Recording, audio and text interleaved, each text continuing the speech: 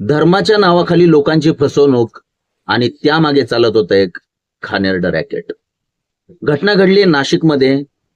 काय घडली ही घटना जाणून घेऊया या व्हिडिओच्या माध्यमातून. तर नमस्कार मित्रांनो, मी रणजित पाटील आणि तुम्ही पाहताय आपलं चॅनल बोला की पाटील. तर मित्रांनो, सुसंस्कृत आणि सुशिक्षित अशा महाराष्ट्राला अंधश्रद्धेने किती ग्रासलंय याच या व्हिडिओच्या माध्यमातून आपण जाणून घेणार आहोत.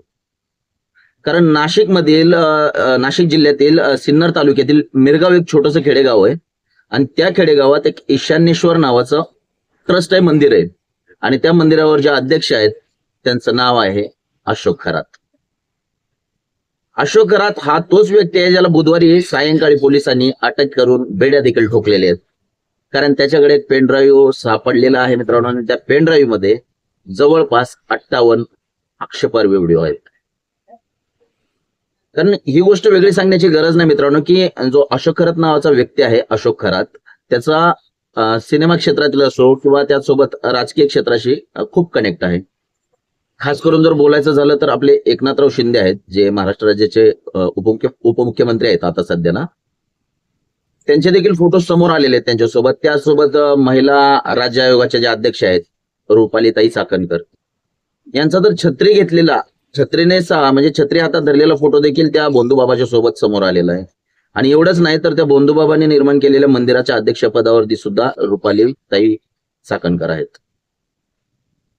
तर या बाबाने बोंदूगिरी करत करत जवळपास याच्याकडे जो पेनड्राईव्ह हस्तगत केलेला आहे त्याच्यामध्ये 58 प्रकारचे व्हिडिओ आहेत मित्रांनो. आणि याच्यामध्ये मोठे मोठे मासे गळाला लागू शकतात. अर्थात हा सगळा जरी चौकशीचा भाग असला तरी मात्र याच्यामुळे अनेक जणांचे धाबे दणाणलेले आहेत.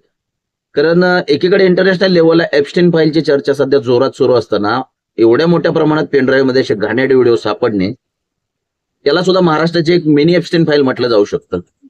आणि अर्थात हा जो घाणेरडा प्रकार आहे, किळसवाना प्रकार आहे, तो राजकारण्यांच्या हस्तक्षेपाशिवाय होऊच शकत नाही.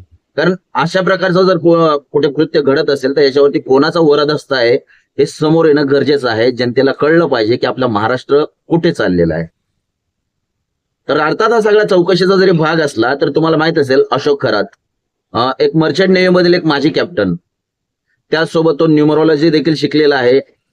संख्या आकड्याने कसं गणित बदलतं, भविष्य सांगण्याचा कार्यक्रम, भोंदूबाबा आणि राजकारणी असो, सिने क्षेत्रातील जी लोक असो, सुशिक्षित लोक 100% भोंदूबाबाच्या अशा प्रकाराला बळी पडतात. याचे हे जिवंत उदाहरण आहे. आणि याच्या चौकशीमधून कोणते बडे मासे गळाला लागणार हे देखील पाहणं अत्यंत महत्वाचं आहे.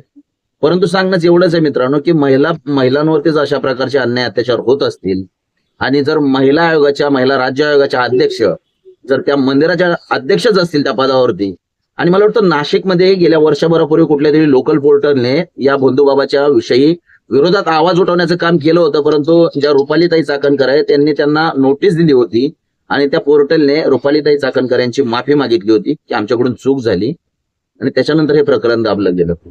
आणि जर त्याच वेळेस या प्रकरणाची सखोल चौकशी झाली असती तर आज कित्येक स्त्रियांचा जो घाणेरडा प्रकार त्यांच्यासोबत घडलेला आहे त्या या प्रकरणापासून लांब राहिले असते किंवा वाचले असते. परंतु तसं नाहीये मित्रांनो, कारण राजकीय वरदहस्त हाच गुन्हेगारी प्रवृत्तीचा मानला जातोय. कारण त्यांच्या वरदहस्ताशिवाय अशा प्रकारे गुन्हे घडणं शक्यच नाहीये. बघूया पुढे चौकशीतून काय समोर येतंय. तुम्हाला काय वाटतं नक्कीच कमेंट करून सांगा. जय महाराष्ट्र.